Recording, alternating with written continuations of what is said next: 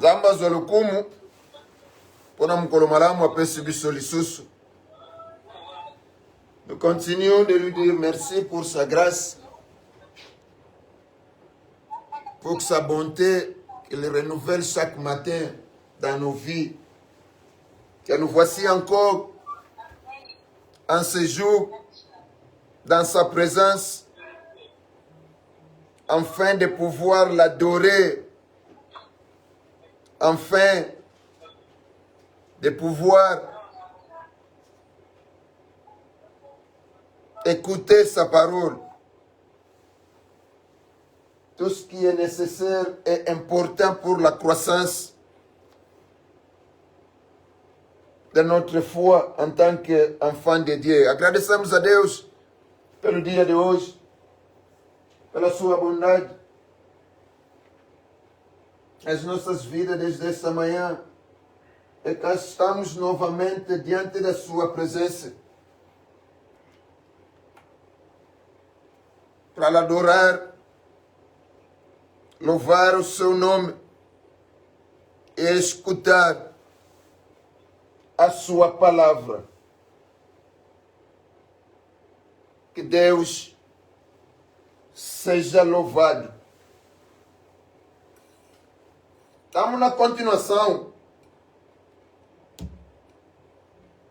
do nosso estudo do livro de Gálatas.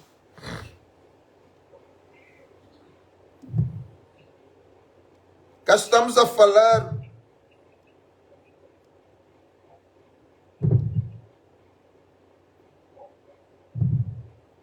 atenção que o Paulo, que é apóstolo de Jesus Cristo, ao povo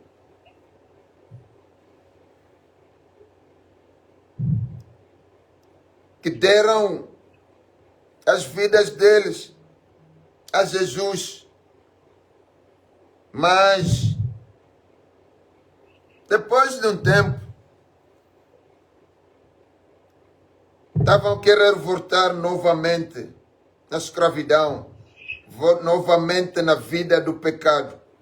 É por isso que nós falamos no domingo que nós, como a igreja, estamos aqui a fazer a mesma coisa que o Paulo fez neste povo. E vimos outra vez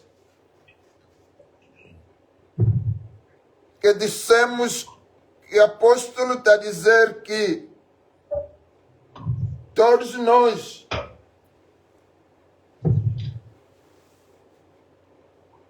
como cristãos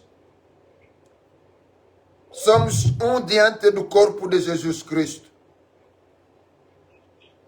porque fomos batizados no Espírito.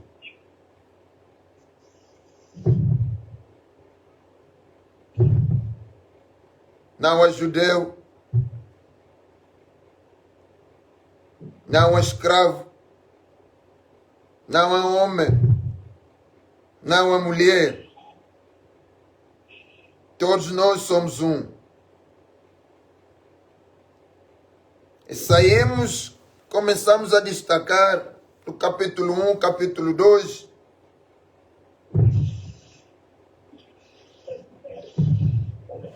E estamos no capítulo 4, onde que neste momento estamos a falar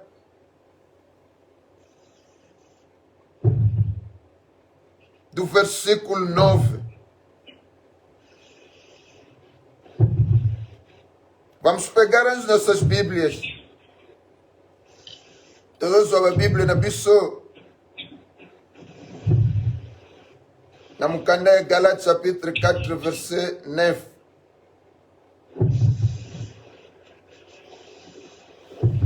Nenye to utoloba.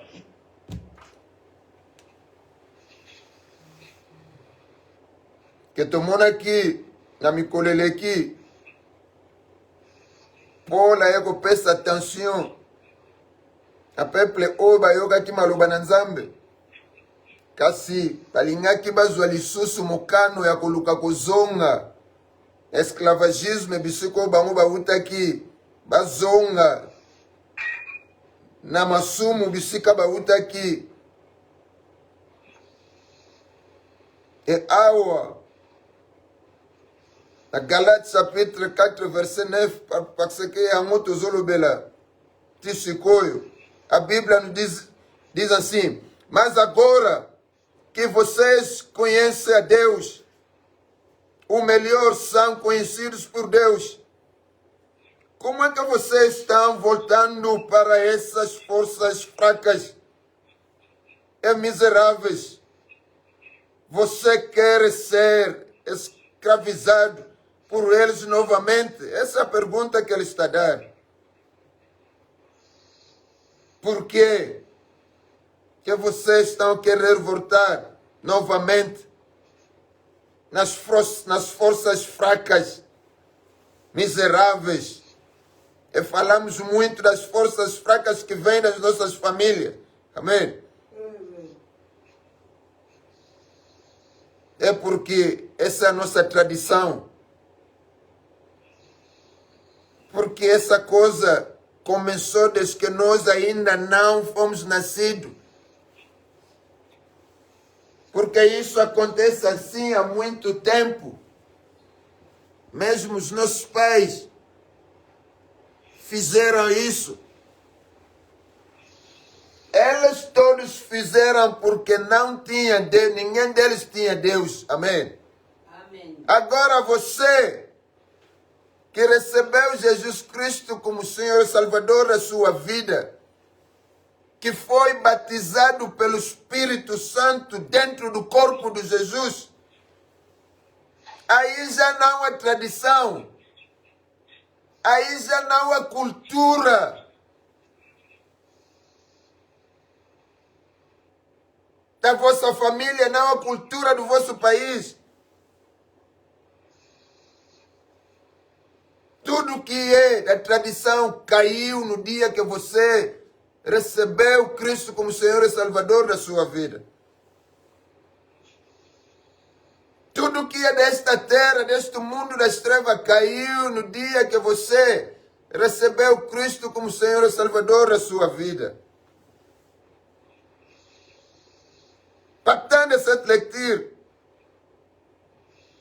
que nous lisons parce que nous parlons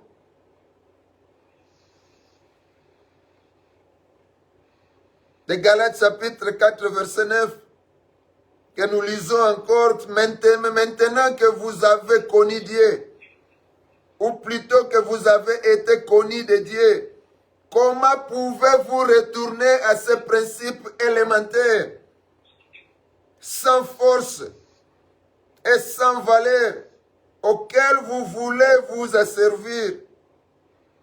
Et ici, en passant vite, non soki yo mwana na nzambe meti lelo ozalaka na makasi te ya oloba te na oyo nyonso ya coutume na koloba te na nyonso ya tradition. Donc doute na bomwana nzambe oyo ozali parce que oyo aza na Yesu jamais akotikala kondima makambo oyo tradition ezoyela ye, parce que na tradition eza na eloko moko eyobikisa te. Na tradition eza na eloko moko ekobatela kuna te. Na tradition eza na eloko moko ekokamba yo te. Na tradition eza na eloko moko ekopesa yo bwania te. Na tradition eza na eloko moko ekopesa yo mayele te. Nyonso ya tradition eza buzoba na buzoba, suka na ngoli felo. Siko pourquoi yo yambi Yesu? Kaka tangu nyonso ote bakoko na biso basala boye. Ote makambo ebanda uta tangu e bakoko. Mususu totali lelo azoloba ke esalema bongo epa na biso mutakobala te poto kuta yango yambo biso kutobota mayango ezalaka deja bongo tozala mayele uswat opesa bomo epai na nkolo uswat opesa te uswat ozana nzambe to ozana yete. Siko yo moko banda ko mituna. Soki mituna nyonso ezoya boye. So yo zalaka na nani?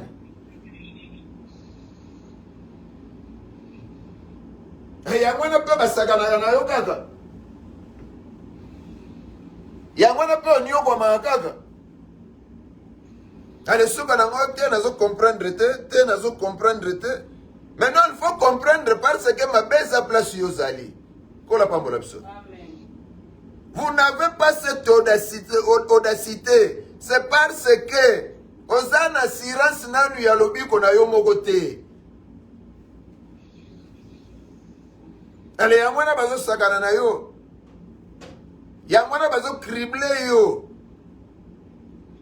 Et ce qu'on continue à la kidiba, tozalo batangu nyonso ke tokomi na tango poko, keba ekanga yo, kote kuno zali, kola pambola biso. Amen. Tango ozala mayele yango oyo, naye bametre baloba kuna yebela, tango ekomi na pokwa, mza bi yebelado, kangami na idiba etali yo nga attention na ngezala na distracteur te nga attention na ngezala na oya zo batela ngai parce na lingi ne omumisa ete alors yo soko zela nga distraction keneti pona longo la tension na oya zo batela ngai parce que oya zo batela nga aza souverainement élevé likolo ya milimo nyonso ya satana aza souverainement élevé likolo ya ba nation nyonso. Donc na coutume na yo, ye aza élevé kuna. Donc tant na lobby que attention, moi c'est Jésus, bo sakana na ngate makamu na bino na osala te na osala te. Amen. Parce que na yebi bisika nga na batami na yebi bisika na zali. Ale siko yo ndeko, koloba makambo ete lokola slogan. Esengelo soso la maloba na nzambe zotaliso nini? Eyebisa yo yoza nani? Tango woyeba yoza nani? Banasko komi mona nakoloba makambo etote. Soki nakoloba te seke mbebe zali. Tika na mikitisa. Na senga bolimbisi. Enfin ke na zonga na boyokani. Na oya kobatela nga koleka kutim. Na oya kosunga nga koleka kutim. Na oya leki kodi ya na mbongo. Na oya leki kobatela mayanoko to ya chef de famille na makasi. Enfin que mukola koya kozwanga aya kutanga pepele bima na distraction yango message Paul azoyela biso yango ya tension azoyela biso e azomema ngo liboso ya mutu moko na pokwa na lelo bisika tozwami e azolamusa mutu moko aza na pongi alamuka azala kidiba te yo kenda kaka na mboka chaque fin de l'année okenda osala nini otepo biso ezalaka bongo yo kenda kaka na mboka chaque trimestre mpona osala nini o biso ezalaka kaka bongo oyo ezalaka motuya mpona koyoka maloba ya bakolo oyo ezalaka motuya mpona kende kozwa protection ya bakoko yesu aza wapi lola nini chef de famille oyo wapi amema moto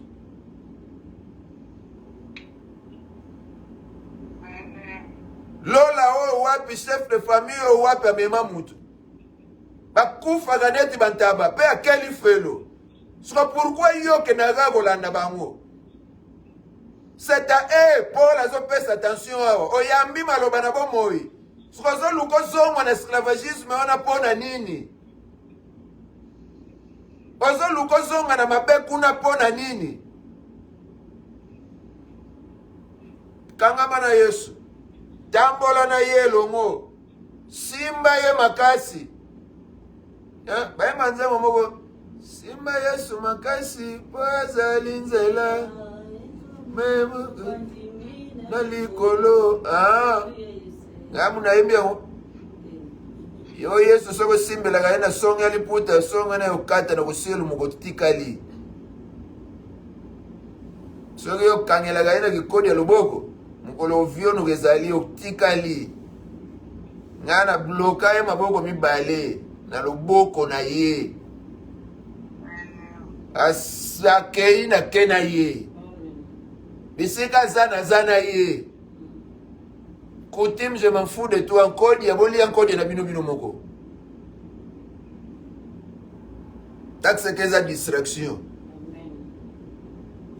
Parce que là, comment on est facile, moi, dans Nzamba, quand il y a une distraction, on a pas se distraire. Moi, il y a biso yangoy. Moi, pour la voiture, pour la voiture, mi balé pour ceux qui n'ont pas, pour ceux qui n'ont pas. Ok, n'a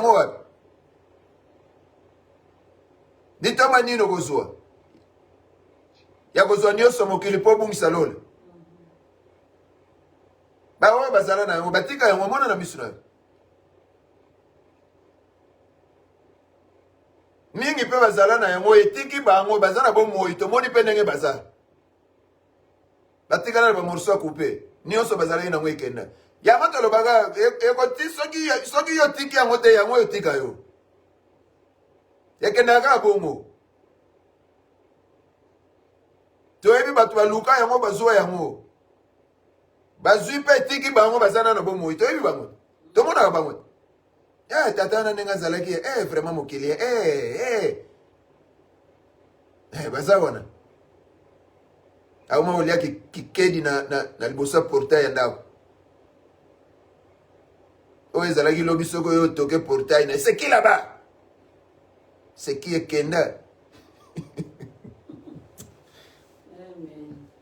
Sakara Nzambe te. Et surtout, yo mutomona waneti maseki. Oye azalaka Nzambe, azalaka muninga mutute. Amen. Osalaka tension na likambo yo. Oye azalaka Nzambe basakana na yete.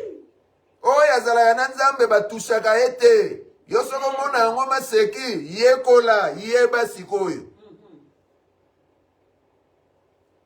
Yeba sikoyo. Pourquoi ça la gata unyo so facile? Pona zanga maya omela na tongo. To pona kozanga lipa na tongo. To nini kaka? To pona kobika na pantalon moko. Ngana yebisa biso wao. Ba bengana ngana jean ya bleu ciel na chemise à pembe préfère le bina ngolati blanc blanc. Quelle humiliation. Mais yango peka na zana ngolobi na uzonga na mususu.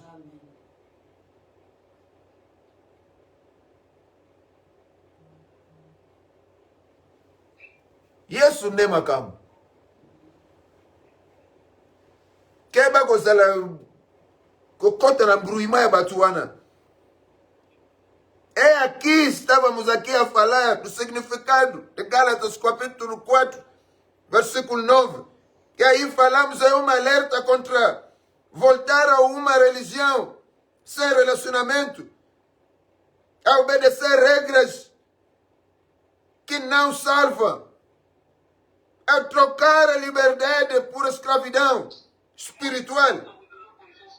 É isso que nós falamos.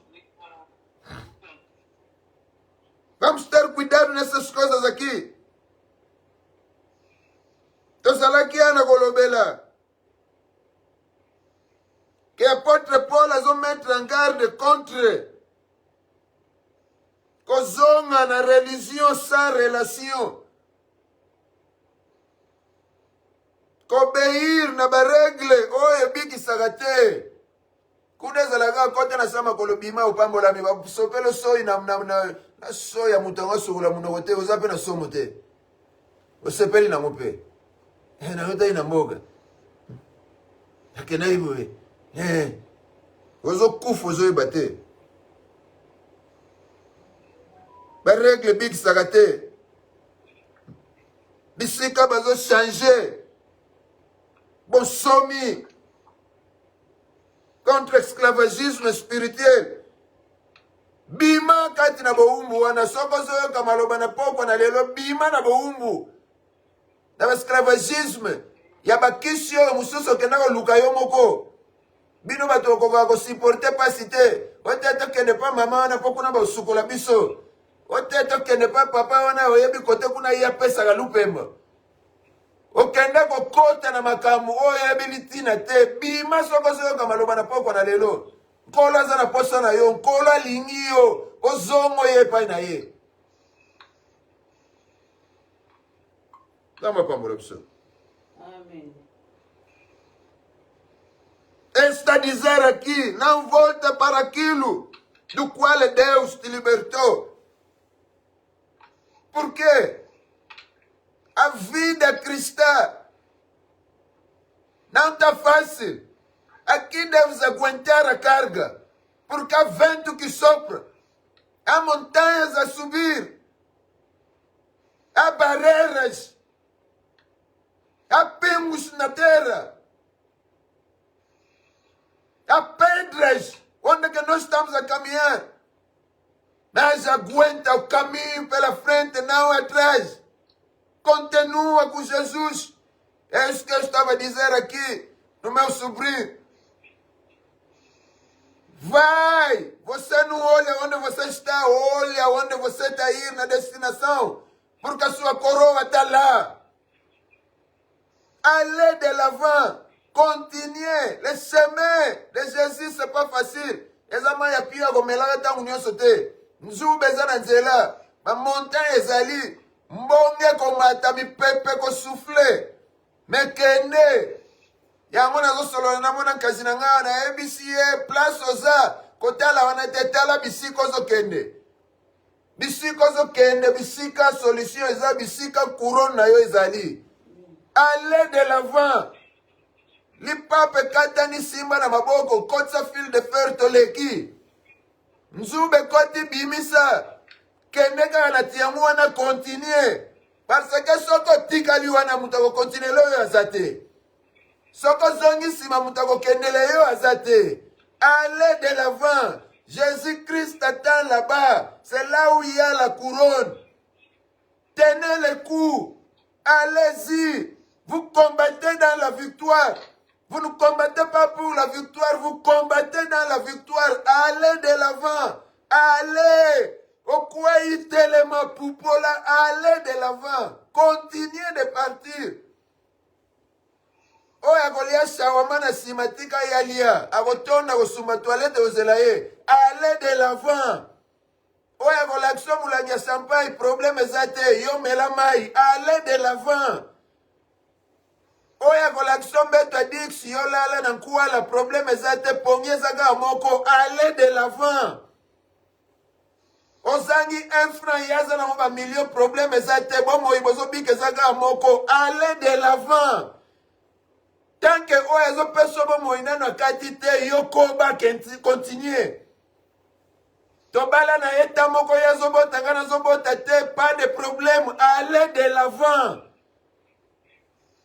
Zamba ayebi yo, ayebi bino nenge moko te, ayebi yo na nenge na yo, ayebi yepe na nenge na ye. Regardez devant, allez vers l'avant, c'est là où Jésus-Christ attend.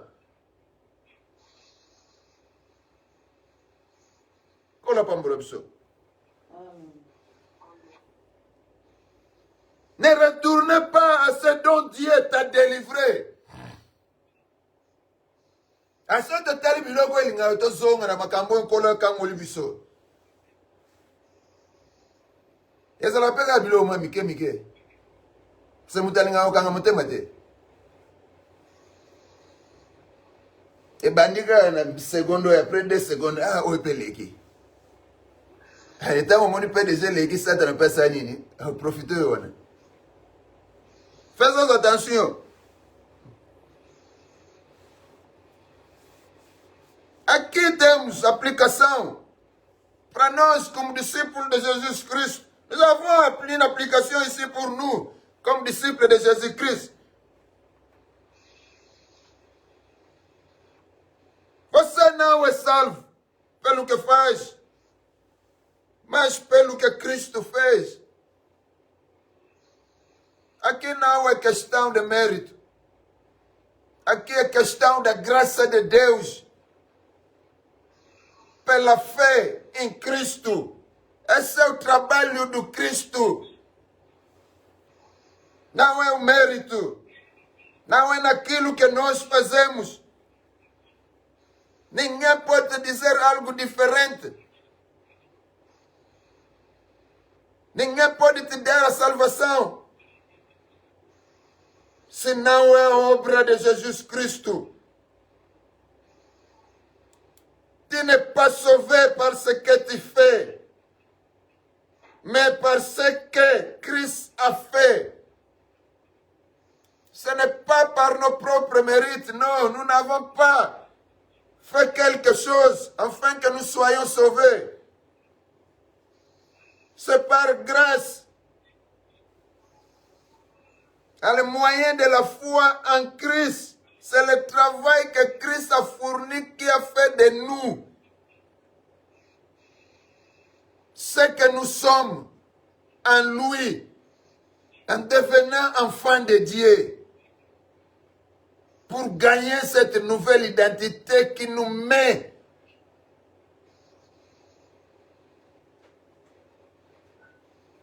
dans les miens et en colo.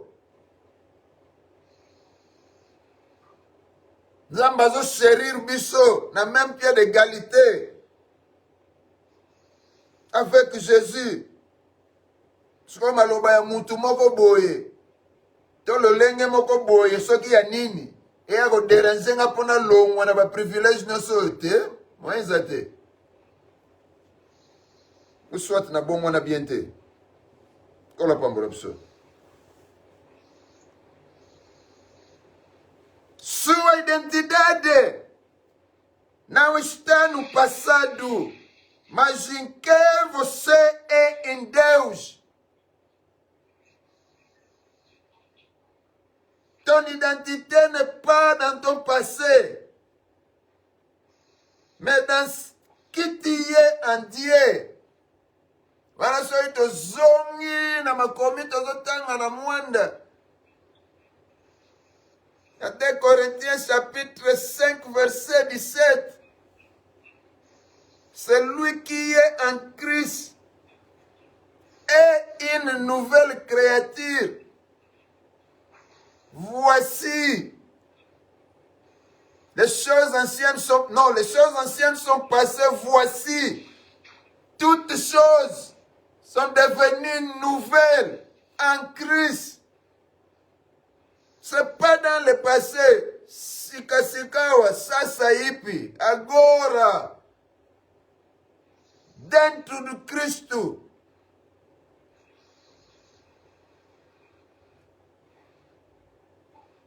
Você obedece porque é filho. Não para se tornar filho. Tu obéis parce que tu es enfant. Pas pour le devenir. Aqui não há nada do futuro. Tudo aqui é no presente. Agora sou filho de Deus. Agora.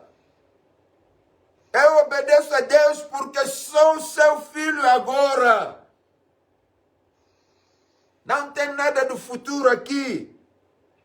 J'obéis à Dieu parce que je suis son enfant maintenant. Il n'est rien du futur. Je suis protégé maintenant, racheté maintenant, sauvé maintenant, gardé maintenant.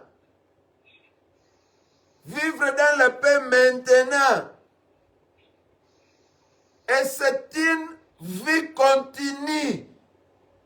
Interruption ezate. Kaka yo mutoko kata ngona lolenge na yo kobika na ba décision o yo kozwa. Ya koluka okene mupanzi to ozonga sima. Si vous allez vous tenir bon, ya kolanda Kristo na obéissance pe bolingo nyonso. Mobulo ezala te. Mobulo ezala te. Faisons attention, chers enfants de Dieu.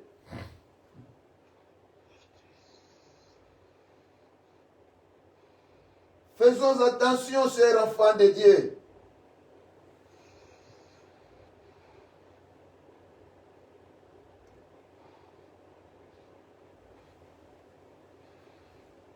Dieu t'aime. C'est pour cela l'ignore comme un cambo. Quelle est la vérité centrale de ce passage? Quelle est la vérité centrale de ce passage? A verdade aqui é que em Cristo eu não sou escravo, não. Em Cristo eu sou filho, mais nada. E não deixa lugar a ninguém para te tirar nessa verdade, porque essa aqui é a verdade, é a verdade do Evangelho. Este que nós chamamos Evangelho de Cristo. Essa certeza que eu tenho, que em Cristo eu não sou escravo, sou filho. La vérité que j'ai ici, en Christ, je ne suis pas esclave, mais je suis fils. Attention, mutabotola yo yango azala te, pe kotika nzela na mutu te, kola pambola biso. Kotika mutu ya kosakana na position na yo te oyo oza kati na Yesu. Bakiseke misala satana yango wana. Batikali kaka na kopumbwaka na butu te, baye pe basali ba église. E ba église yango pe tuluku ya batu bazokendaka. Pourquoi? Parce que bayebi comment ko manipuler bino par rapport à ba émotion na bino. Kola pambola biso. Alors ce qui est beaucoup plus émotionnel, c'est là où il y a le danger. Bon, comme ça na bateau, ba prophète. Pourquoi? Parce que bazo calculer ba émotion na bino, bazo yela bino makambo oyo, ezo comme ça bino émotionnel, bozo ndima bango. Kola pambola biso. Amen. Na mokilo mobima nani mutazanga problème. Na Bill Gates azana problème. Malgré bambongo na ye. Soka pas Trump kuna azana ba problème. Oyo pesa ngisaka ye pongi na butu, mais yo mona neti yende danger. Kanisa makamwana. Yo mona ga neti yo mutapasi, yo mona ga neti yo mutozanga, yo mona ga neti yo ndel folela. Etangu yozo lela batul fo ba na pembeni na yo mawe. Oro zo beteke mutu nyo sana ba problème ale tango omona mutu elukuta. Oyo bobenga ba dadi. Oyebi pena dadi ngoni galaxy nini dadi. Ale koma yebi ba émotion na yo, ba émotion na bino ndenge zalaka. Akoyaka ko jouer na yango. Ozo mona makambo soka zo kende boza pona boya bien. Yango penza. Ozo penza na raison.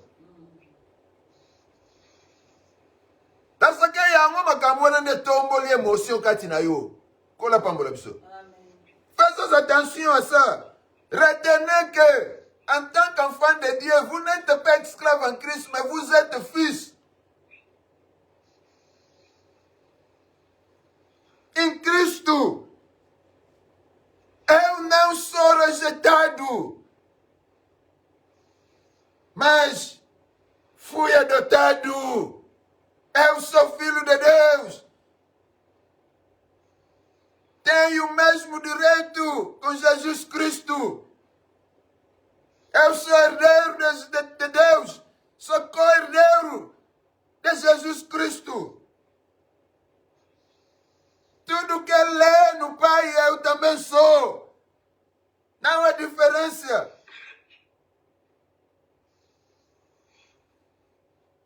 Só que eu vou makambo melolela te.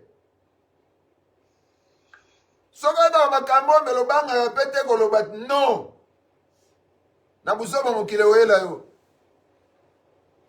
Ote tika to sala ga po bakoko na biso ba ngo basala yango déjà. Ote tika to sala ga po ezala ga boye déjà depuis kala. Bonga na osala nini? Ozana Yesu te. Wana yo Yesu ya plastique. To soka zana Yesu nzambe na bomo oyo tozoteya. Mobiki simokangoli mobateli. Otika nzela te na makambo wana.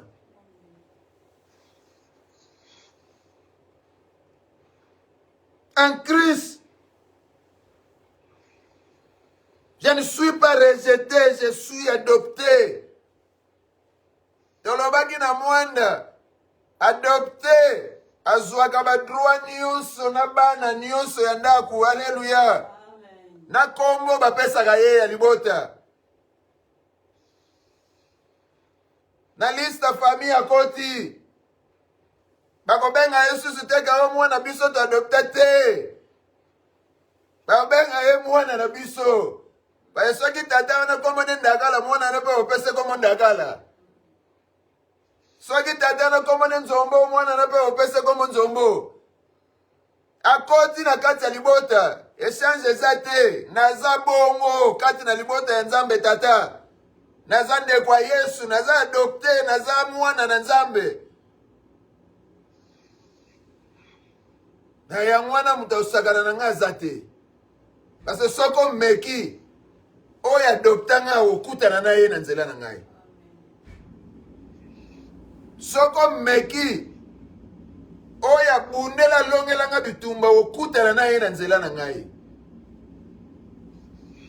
Makola noko na kota te. So isoki nani asokola munoko te na kozwa te.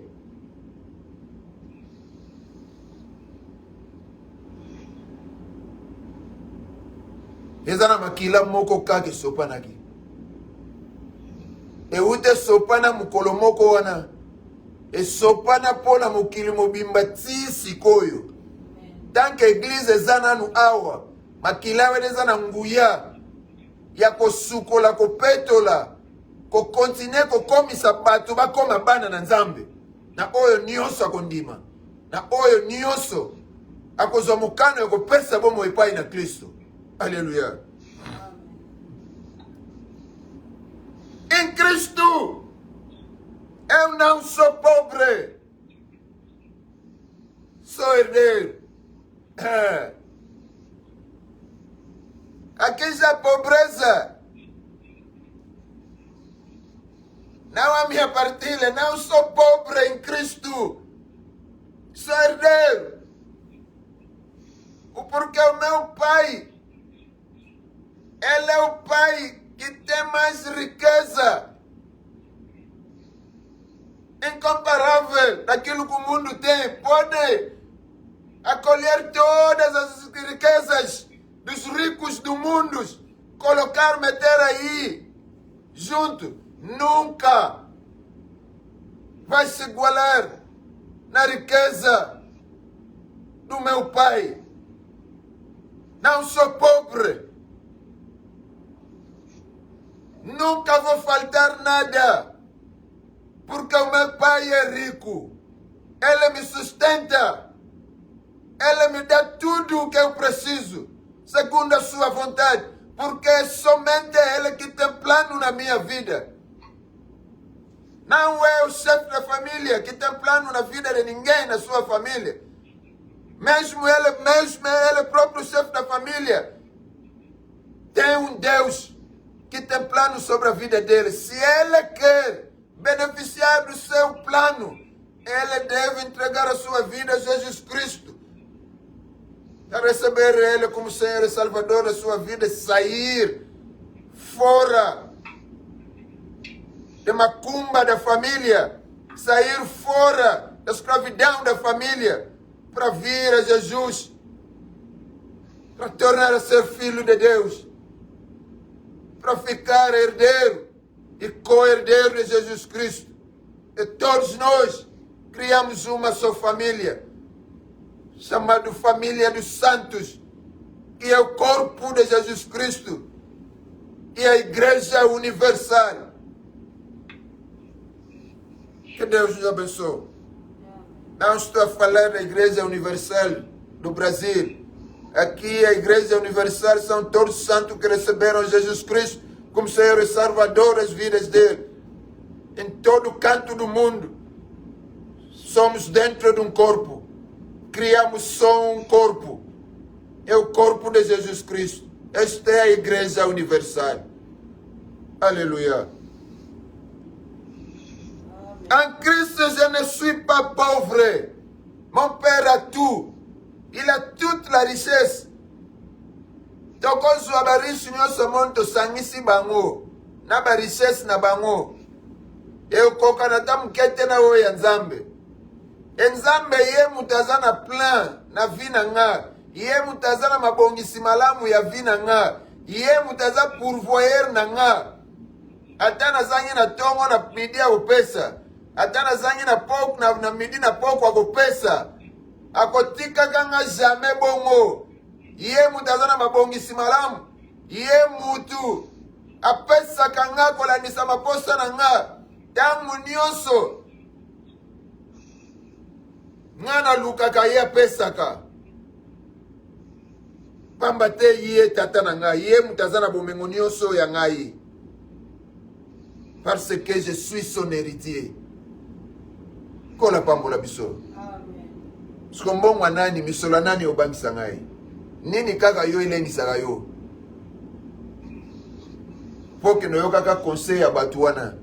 Nini kaka yo elengisaka yo oyo ezosala ke otika nzambe ozonga na mokili? Nini kaka yo elengisaka yo potika position na yo na nzambe? Oke no kosimba mabiloko ya batu wana oyo tozobenga ba interdit. Nini kaka yo elengisaka yo? L'enfant de Dieu doit avoir la patience. L'enfant de Dieu doit avoir la persévérance. Akseka mi pepe bambonge koya yo telemangwi elongo na Yesu. Bambonge bangomba ekomata yo telemangwi liboso na Yesu. Banzube wokuta na nzela telemangwi liboso na Yesu. Parce que ton problème, c'est la destination. Ce n'est pas là où tu es. Soko lembeli place ozali etali yo. Yebake tokomi na tango poko Yesu asa nini? Azonga. Aya kuta na bolemu na yo. Aya kuta yo lokolo moko libanda moko na kati. Parce que toza mingi toshiwaka bongo kati na Yesu. Oza na église, alléluia, musantu. Tango zongi na ndaku yo wana komi tata mwasi mama zongi sabo esala bo ekendaki na nini? Azwa singa o kanga po yango bapesa biso. Posoki likambo yeli yo yango osala boy. Ale wana pe ozui blues na yo, ozui nini odondiki yo wana na église ozokende pe na basinga na yo wana na luketo. Mwana na nzamba modeli. Vous servez qui à finale? Tuna na oba portugais. T'as servi Kenya final.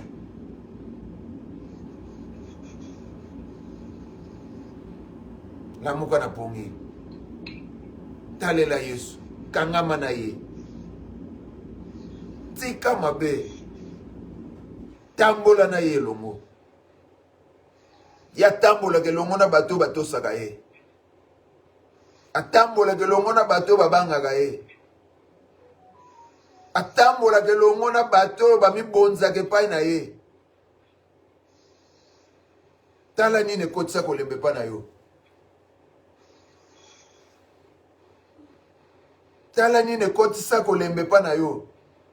Tala nini zoluke lembisa yo na nzela bisika yo komi.